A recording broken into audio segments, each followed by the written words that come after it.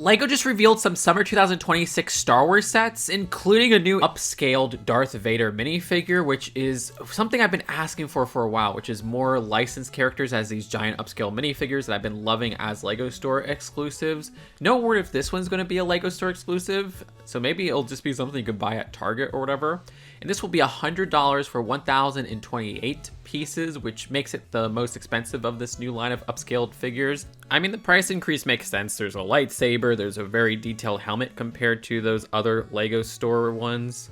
Regardless, I don't know. This one is much more disappointing than some of those other releases. I hate stickers, and this one is loaded with stickers. Yeah, instead of getting printed details for, say, the little eye part right there, those are stickers, and that just feels very cheap, especially when you're paying it for a premium price. The same goes with this part in the middle right here. That's a sticker. The whole belt part is a sticker as well. Very annoying.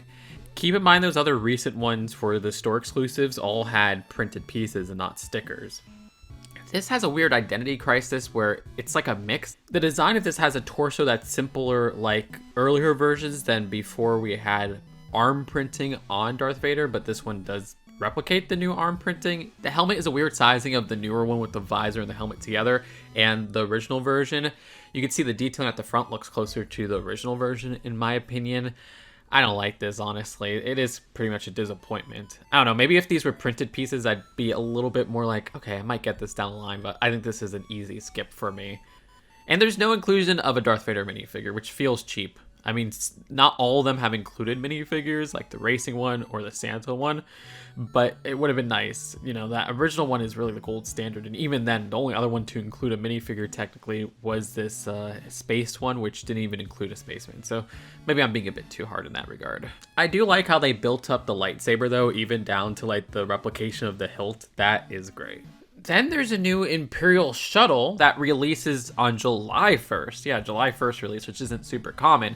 This is based off the Mandalorian Season 2, and it will retail for a whopping $140 with 961 pieces. Yeah, everything about this to me looks like a $100 set, but you know LEGO prices nowadays, especially with Star Wars. I mean, this is relevant if you've seen a recent Star Wars show, but I won't say anything more. But this Mandalorian Season 2 connections is what makes this most interesting to me because of the minifigures.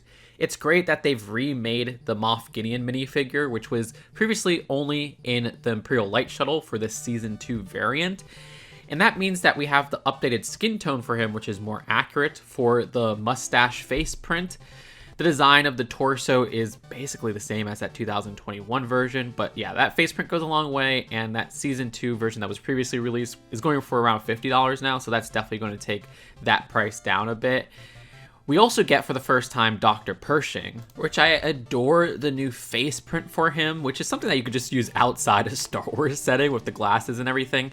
To get this skin tone with glasses and facial hair is very rare from LEGO, so yeah, cool to get a completely new character. And notice how his right arm has arm printing, and he's not the only minifigure with arm printing in this set, which is very welcome for a non-18 plus set. This pilot right here who is new has some fantastic arm printing. I love the detailing there. It's the previous print from the ATST driver, you know, the one from the UCS set.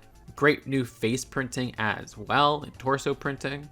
The Din minifigure of this set is the first time we're getting that torso and leg printing that's from the Mandalorian and Grogu sets in a Mandalorian show set. And the design of the Stormtrooper is just what you would expect, nothing too special there.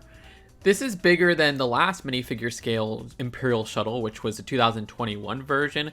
That one only fit 2 minifigures at the back. This one fits 4, which you can see are accessed at the side. The front of this one also only fits 1, like that 2021 version, compared to, what was it, like 2 in the 2015 version? I still think I like that one the best. The sizing and everything there just felt like the best for this minifigure scale. And I mean, the prices back then had 937 pieces for $100, which is just how this set should retail for, which this only has less than 30 more, and it's a $40 price increase, but that was more than 10 years ago. And I think people aren't going to be happy that this new helmet set doesn't include a minifigure, which a lot of people were like, oh, helmets have turned a new leaf in 2026 because we have, of course, this Sauron minifigure in this Sauron helmet set. But nope, things have not changed for LEGO Star Wars helmets. However, at $70 for 775 pieces, if you're a price per piece ratio person, that's not a bad deal at all. And this looks fantastic. I love how sleek they interpreted this helmet here. It's one of my favorite of the Star Wars helmets, even if I don't care about AT-RT drivers. Such a sleek white going on there, and LEGO did a fantastic job in my opinion.